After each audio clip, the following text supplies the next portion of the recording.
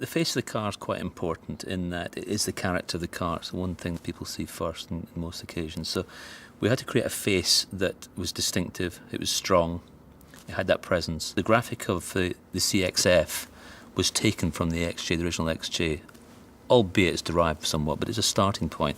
And the wonderful thing about that grille, if you look at it, is that although it's the original 68 XJ, it's a fairly formal rectangle.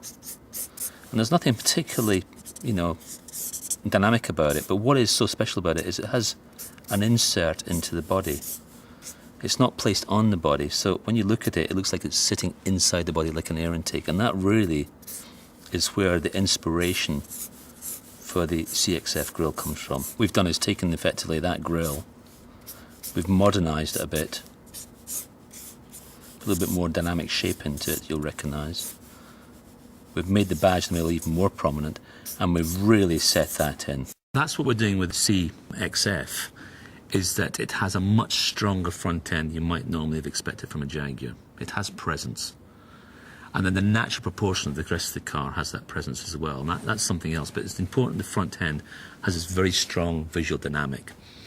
And the grille has a lot of presence because it's not just a graphic on the surface, it's an air intake, it's sucking in the air to keep that engine inside cool.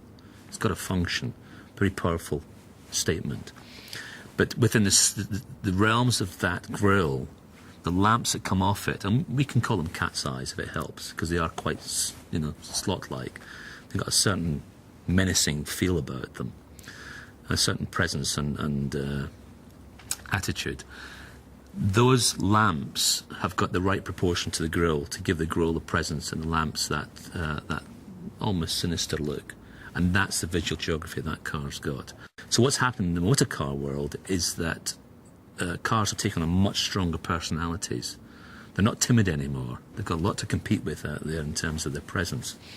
And so the visual geography, or this visual aspect of a Jaguar, although it has to be beautiful and has to have a sense of discretion about it, it can't be too timid any longer. It has to be much stronger in the face of the car.